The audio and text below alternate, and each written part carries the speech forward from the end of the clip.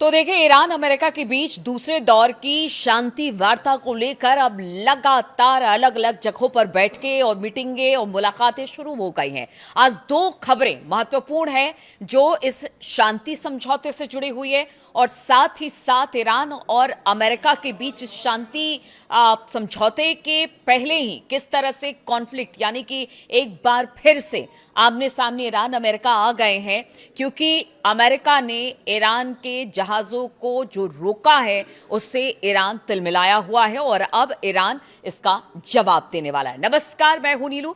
तो दो खबरों के साथ पहली खबर, ईरान के विदेश मंत्री अब्बास अराक्ची सोमवार को रूस पहुंचे थे। सेंट पीटर्सबर्ग में अब्बास अराक्ची की रूसी राष्ट्रपति व्लादिमीर पुतिन से मुलाकात हुई और रूसी सरकारी समाचार एजेंसी तास ने बताया कि इस बातचीत का सबसे अहम मुद्दा ईरान अमेरिका संघर्ष रहा। देखिए, कहा ऐसा भी जा रहा है कि संघर्ष को लेकर तो बातचीत करेंगे, लेकिन बताया जा रहा है कि जो समझौता साल की शुरुआत में जनवरी महीने में रूस और ईरान के बीच यानी हथियारों को लेकर हुआ था, खास तौर पर उस पर भी बातचीत हुई है। और ये बातचीत किस तरह से और क्यों लग रहा है कि अब जो पीछे जो काफी ज्यादा बातचीत हुई हथियारों को लेकर, लेटेस्ट जहाजों को, जो जंगी जहाज हैं या फिर फाइटर प्लेन्स हैं या वेपन्स हैं, उसको देने को लेकर क्यों आखिर ईरान को इसकी जरूरत पड़ गई है और रूस से इस पर बातचीत हुई है। और कहा यह जा रहा है कि अब रूस भारी तादाद में भर भर कर हथियार ईरान भेजेगा। देखिए, यह समझौता पहले हो चुका था, लेकिन उससे पहले बातचीत संघर्ष को लेकर क्या हुई है वो आपको बताते हैं, उसके बाद फिर हथियारों की बात भी हम करेंगे। तो इस दौरान जो बातचीत हुई, पुतिन ने आराक्ची से कहा है कि वो संप्रभुता के लिए बहादुरी से लड़ने के लिए ईरान के लिए लोगों की प्रशंसा करते हैं। यानी उन्होंने तारीफ की है, प्रशंसा की है ईरान की कि आप लोगों ने जिस तरह से लड़ाई लड़ी है अब तक अपनी संप्रभुता के लिए, रूस जो है उनके साथ खड़ा है। और ये पहली बार रूस ने नहीं कहा है, रूस हमेशा से इस लड़ाई में खुलकर ईरान के साथ है। हालांकि चीन गाहे बकाहे बहुत खुलकर बयान नहीं देता है, लेकिन रूस ने शुरुआत से अपना स्टैंड क्लियर कर रखा है। उन्होंने ईरान को मदद का भरोसा दिलाया है। राष्ट्रपति पुतिन ने कहा कि रूस पश्चिम एशिया में शांति बहाल करने के लिए ईरान और क्षेत्र के अन्य देशों के हित में हर संभव प्रयास करेगा। यानी वो ईरान के साथ भी है, शांति की बात भी करता है और जरूरत पड़ी तो इस लड़ाई की दिशा और दशा भी तय कर सकता है। पुतिन ने यह साफ कर दिया। पुतिन ने आराक्ची से कहा कि हम वो सब कुछ करेंगे जो आपके और इस क्षेत्र के लोगों के हितों की सेवा करता हो, ताकि यह सुनिश्चित किया जा सके कि जल्द से जल्द शांति स्थापित हो जाए। यानी शांति की बात रूस हमेशा से करता रहा है और उसका कहना है कि देखिए, पहले भी वो कह चुका है, जब स्थिति बहुत ज्यादा बिगड़ गई थी, बीच में जबरदस्त हमले हो रहे थे एक दूसरे के ऊपर, यानी अमेरिका, इजराइल और ईरान में हमले हो रहे थे, उस वक्त भी कहा था कि देखिए, मिडिल ईस्ट में अशांति पूरे दुनिया में अशांति का कारण बन सकती है, इसलिए खत्म किया जाए। इसलिए इस बात पर भी पुतिन का खासा जोर रहा कि शांति यहां पर स्थापित हो। पुतिन ने कहा कि पिछले हफ्ते मुझे ईरान के सर्वोच्च नेता का एक संदेश मिला। मैं आपसे अनुरोध करना चाहूंगा कि आप उनके लिए मेरा हार्दिक धन्यवाद और उन तक पहुंचाएं और इस बात की पुष्टि करें कि रूस भी ईरान की तरह अपने रणनीतिक संबंधों को जारी रखने का इरादा रखता है। यानी अगर दोस्ती की बात रूस कर रहा है ईरान के साथ, तो उन्होंने कहा कि जो सुप्रीम लीडर की तरफ से जो एक संदेश आया था, उन्होंने कहा कि हम भी चाहते हैं कि ईरान के साथ हमारे जो रिश्ते हैं और मजबूत और पुख्ता हो। और ये संदेश उन्होंने कहा कि आप अपने सुप्रीम लीडर अब्बास अराक्ची को कहा कि जाकर दे मेरी तरफ से। तो देखिए, ये दोस्ताना है, ये मतलब इसीलिए कहा जा रहा है कि अगर ईरान के पीछे कोई खड़ा है तो वो है पुतिन और रूस। और यही बात अमेरिका को चुभती है, यही बात अमेरिका को पीछे धकेलती है। और इस बार तो बिल्कुल साफ, कोई लाग लपेट नहीं पुतिन की तरफ से। और उन्होंने कह दिया कि वो ईरान के साथ है, उसकी संप्रभुता के साथ है और ईरान की बहादुरी की भी जमकर पुतिन ने तारीफ की है। ईरानी विदेश मंत्री ने पुतिन के समर्थन की सराहना करते हुए कहा कि यह सभी के सामने साबित हो गया कि ईरान के पास रूस जैसे दोस्त और सहयोगी है। या ईरान ने भी शुक्रिया अदा किया है पुतिन का, जो ठीक मुश्किल समय में उसके साथ खड़े रहते हैं।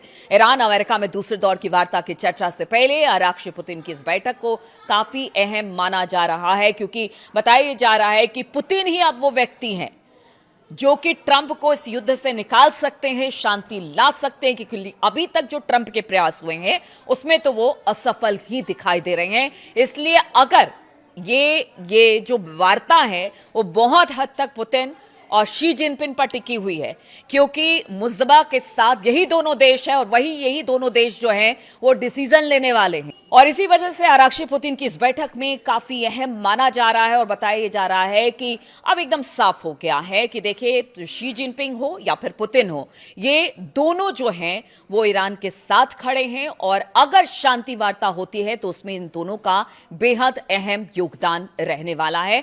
पुतिन जो हैं वो ईरान के साथ है। पुतिन ने कहा कि ईरान के लोग अपनी आजादी के लिए हिम्मत और बहादुरी के से लड़ रहे हैं। उम्मीद है कि ईरान के लोग इस मुश्किल दौर से जल्द ही निकल जाएंगे। और यही बात पुतिन लगातार कहते रहे और एक बार फिर से पूरी तरह से आश्वस्त कर दिया है। अब इसको लेकर व्हाइट हाउस और अमेरिका के भी कान खड़े हो गए हैं, क्योंकि उनको पता है कि पुतिन और शी जिनपिंग जिनके पीछे हैं उनको हराना बड़ा मुश्किल है।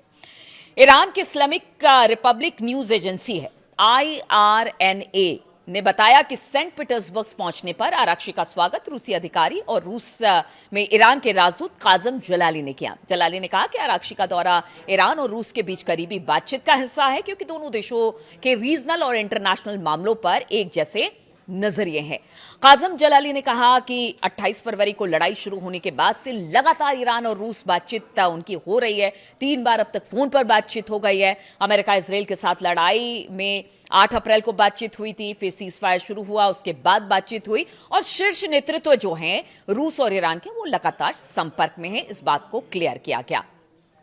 अब देखिए, दूसरी बड़ी खबर हम आपको बताते हैं। इधर बातचीत की प्रक्रिया में लगातार मुलाकातों का दौर चल रहा है, लेकिन दूसरी तरफ ईरान के जहाज को अमेरिका लगातार पकड़ रहा है, क्योंकि उसकी नाकेबंदी हॉर्मुज के आसपास है और इसी को लेकर 2 जहाज ईरान के उसने पकड़े हैं, जिसके बाद ईरान अब गुस्से में है और कहा यह जा रहा है कि अगर नाकेबंदी खत्म नहीं करता अमेरिका तो ईरान फिर कोई बड़ा कदम उठा सकता है, हमला भी कर सकता है। इस बार तो समुद्री लुटेरे का दर्जा ईरान ने अमेरिका को दे दिया। ईरान ने अमेरिका के हॉर्मुज स्ट्रेट के आसपास नाकेबंदी की और अपने जहाजों की जब्ती पर कड़ा एतराज जताया है। अमेरिकी सेना ने कथित तौर पर ईरानी तेल ले जा रहे 2 टैंकरों को जब्त किया। ईरान ने इस कार्रवाई की तुलना समुद्री लुटेरे से की है, जिस तरह से हमने आपको बताया कि इस बार बहुत हाश ईरान है। ईरान ने कहा कि खुले समुद्र में सशस्त्र डकैती और अंतर्राष्ट्रीय कानून का यह साफ साफ उल्लंघन करता है। इससे ईरान और अमेरिका के बीच तनातनी काफी ज्यादा बढ़ गई है और ये सब ऐसे समय में हो रहा है जब दोनों पक्षों में वार्ता के अगले दौर पर चर्चा चल रही है। ईरान के विदेश मंत्रालय के प्रवक्ता इस्माइल बगाई ने अपने एक्स पोस्ट में कहा कि दुनिया समुद्री डाकुओं की वापसी देख रही है। अमेरिकी अधिकारी कानूनी वारंट का इस्तेमाल करके उस चीज को सही ठहरा रहे हैं जो अधिकारी झंडे की आड़ में की गई गैर कानूनी लूट बताई है। अमेरिका को इस तरह की कार्रवाई को रोकना चाहिए, बगई ने कहा है ये बात। अब अमेरिकी अधिकारियों की तरफ से स्पष्टीकरण आया। उन्होंने कहा कि टैंकरों के जब्त करने के कदम का बचाव किया और इसे कानून लागू करने की एक वैध कार्रवाई बताया। जिनिन फेरिस पीरो ने कहा कि अमेरिकी सेना के अदालत से मंजूर वारंट के तहत मैजेस्टिक एक्स और टिफानी नाम के टैंकरों को, जो कि ईरान का है, उसे जब्त किया गया। पीरो ने कहा कि जहाजों को हिंद महासागर में रोका गया जब ये करीब बताया जा रहा है कि 1.9 मिलियन यानी कि 19 लाख बैरल ईरानी तेल लेकर जा रहे थे, उस समय से पकड़ा गया। पीरो ने कहा कि ये कार्रवाई अवैध तेल नेटवर्क को तोड़ने और प्रतिबंधित संस्थाओं को मुनाफा कमाने से रोकने के बड़े प्रयासों का एक हिस्सा है। अमेरिकी एजेंसियां राष्ट्रीय सुरक्षा सहयोगियों के साथ मिलकर ऐसे मामलों की जांच, निगरानी और कार्रवाई कर रही है। अमेरिका की फोर्स आगे भी इस तरह के एक्शन लेती रहेगी।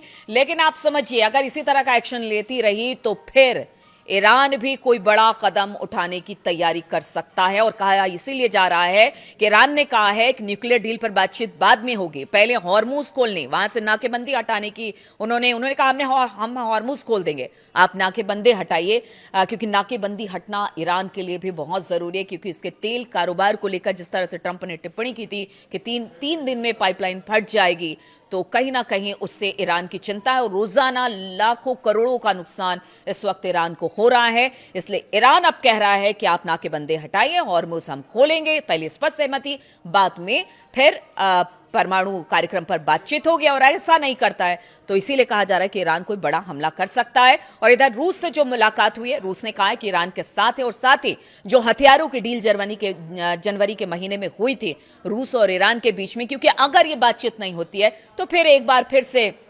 वॉर छिड़ेगा, इसमें हथियारों की जरूरत होगी और ये जरूरत कौन पूरी करेगा? वो रूस करेगा। इसलिए कहा जा रहा है कि अब भर भर कर हथियार भी रूस से ईरान पहुंचने वाले हैं, बातचीत भी चल रही है और साथ ही साथ एक दूसरे को धमकी देने का भी दौर लगातार चल रहा है। इस बीच में और क्या अपडेट आती है, इस बीच में क्या खबरें और आती है, ये जरूर हम आपसे साझा करेंगे। फिलहाल बहुत बहुत शुक्रिया मेरे साथ इस वीडियो में जुड़ने के लिए।